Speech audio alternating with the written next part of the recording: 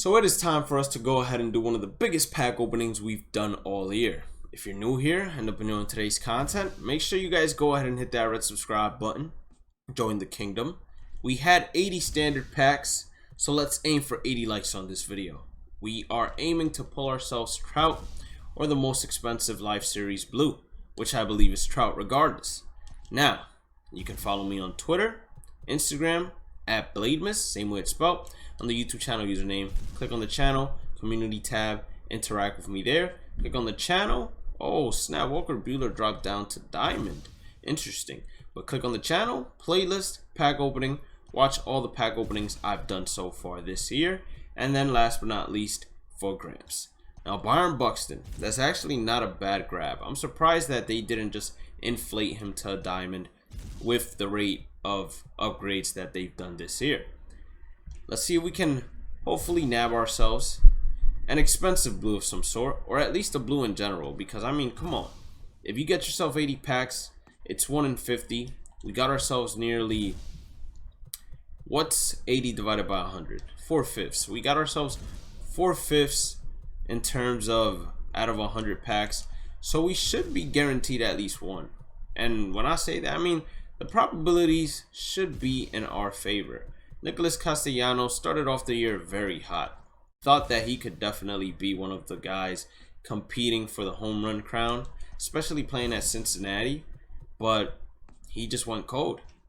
And that's something that happens usually to hitters in a 60-game season. But unfortunately, what's bad about a 60-game season is that you rarely have opportunities to make up for it. Now, someone that made up for it is Mookie Betts. He literally started off the year so cold, and out of nowhere, he just got hot. He stayed hot, and he's back to being Mookie, which I appreciate. Someone that hasn't been himself, or, you know, you can't even say he hasn't been himself, because, well, you can, because you expect him to be a better hitter than that. But it's someone like Bellinger. I mean, the guy's hitting over 230, or under 230, excuse me.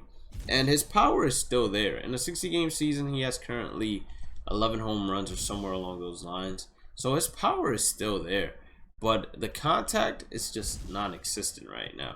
Or him hitting for average. And I think it's just simply because he pulls his head way too much when he swings.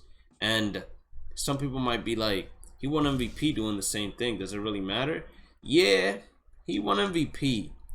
But he only really had, truthfully speaking, 2 extremely good months. 2 months where no one had ever seen something like that previously. Besides that one time, of course, that Didi Gregorius just went off for the entire month until he got injured and had to get Tommy John. But besides that, no one had ever seen someone replicate or do what Bellinger was doing that month, which was probably the most amazing thing in the world. On top of that, him being a 5-tool player that has great defense, great offense, it was easy to single him out as the MVP candidate. But obviously, it was still a tough decision considering Christian Yelich was still having an amazing year. Adam Duvall, could he go diamond?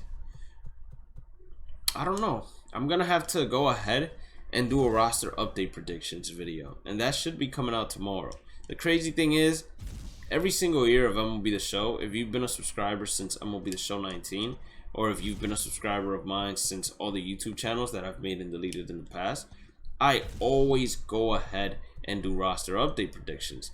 But for some reason, during quarantine, 60-game season, I just did not have the motivation to do it. But now I'm back better than ever, and I'm saying to myself, if I can help my guys out, at least cash in on 1 blue, that will be enough for me. What was that? That was a skateboard. Nothing too out of this world. I wonder if there is any diamond, let's say universal icon or banner that actually sells for a lot of stubs. Probably not, right? I'm still surprised we haven't seen a blue. We have just opened 50 packs, so you know the odds are 1 in 50, so we should have at least seen one. Instead, we've seen a bunch of golds that have the possibility of turning into diamonds. Now, I'm cool with this. I ain't really bothered too much, to be honest.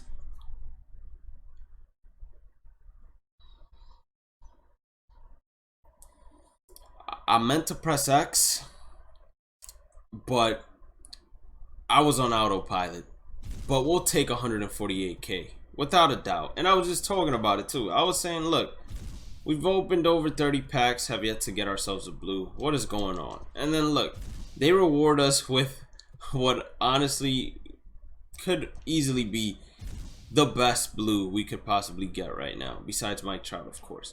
Now, if I would have probably pressed X, who knows, maybe I would have gotten myself something along the lines of starting pitcher, National League, Live Series, and instead of it being Jacob deGrom, it would have ended up being someone like Seth Lugo. And this video would have went from being a very happy video, which right now, you know, as soon as I pulled a blue of that caliber, that many stubs, the video turned really happy. But it could have turned really sad otherwise. But I don't know, sometimes I feel like auto flipping just gives you a higher chance. But we're not going to do that for the next one. Or not gives you a higher chance, but it always works out in your favor sometimes. 21 ballin is a habit packs. That to me is interesting. I don't care about a stadium because I have all the stadiums. And I literally did not even have to buy a stadium to get all the stadiums. All I had to do was go ahead and complete almost every single program. And they had a bunch of classic packs or classic stadium packs that you could have selected one classic stadium. And as soon as you did that, you were easy money. I don't even think it's worth for us to actually go ahead and press X if we do get ourselves another blue. Just because of the simple fact that we got so many packs that it'd almost be a waste to do so. But at the same time, I need to get myself a thumbnail. But I don't know if I have a diamond starting pitcher thumbnail. I probably do. But who knows?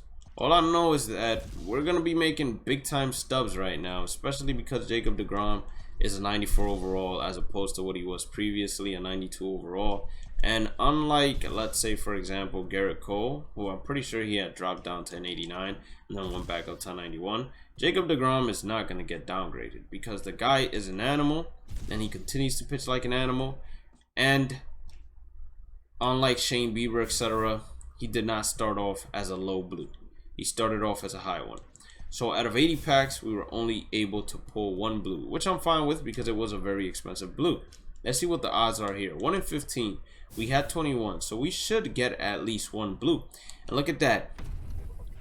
It says American League, but I'm fine with that. Closing pitcher. He's right-handed. Live Series. Who? Liam Hendricks went blue. Alright, I'm fine with that. I'm probably going to use that as my thumbnail. I'm not going to lie to you all. Even though, you know, Jacob deGrom was National League, I'm still probably going to use that in order to get you guys to click on the video.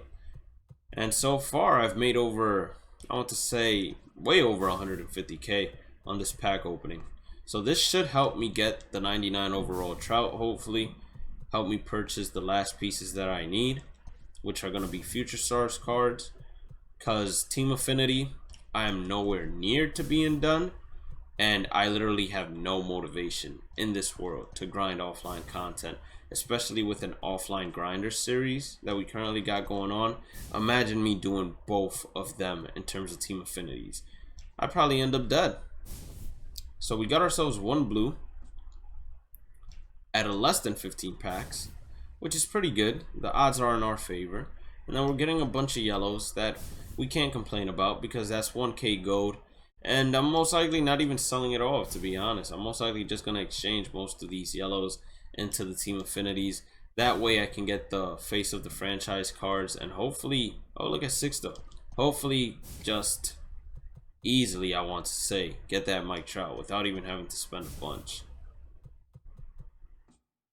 We got 2 6-thos. I remember when Andrelton Simmons was a blue. I think that was 19. We got ourselves another blue. So it ended up working a lot better than I expected. Another, oh, I thought it was a pitcher. Ended up being a shortstop. Throwing motion, Javier Baez. Yeah.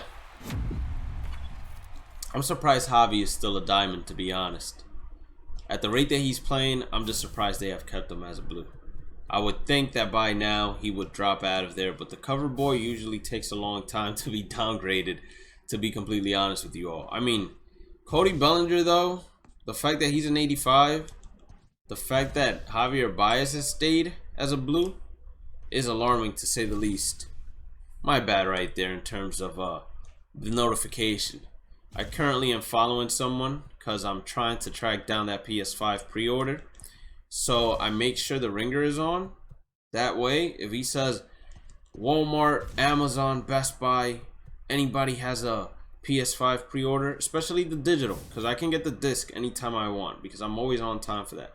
But in particular, the digital, I want to make sure that even if it is mid-video, I stop recording, go ahead, purchase the PS5, and then come back as the most excited kid in the world because I want to have that console on release day. So set 2, Jimmy Rollins.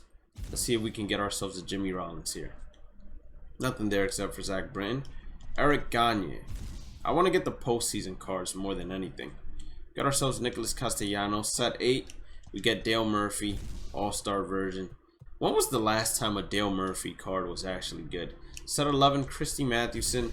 We got him last time out of the headliners packs that we actually opened up, and he was one of the most expensive headliners too. So a lot of you were saying, hey, why are you complaining? And I was complaining honestly because of the simple fact that we had already gone ahead and completed most of that. I'm not even going to see who the headliner is. I'm just going to go ahead and open up these packs, and whoever it is, let them surprise me. Do they even say who it is at the bottom? No, it doesn't. I believe in 19 it used to tell you who were the 2 exclusive cards in there, but they decided to take that out. Miguel Sano. Miguel Sano never leaves the silver overall. I think it was in 18 that he was a gold, but besides 18, the man just never leaves that silver overall. George Springer. Thankfully, he dropped out a diamond. Thankfully. We're most likely getting his prestige card, or his card, not prestige card, his card in general from that pack we have coming up. And wow, what are the odds of us not pulling not one blue from that? We're getting the postseason card because we need postseason cards in order to finish up the collections for Trout. We'll get Forrest here. No rare round. Am I surprised? No, because that's to be expected. Even here, no rare round. Am I surprised? No, because that's to be expected. I'm telling you all, I am never surprised.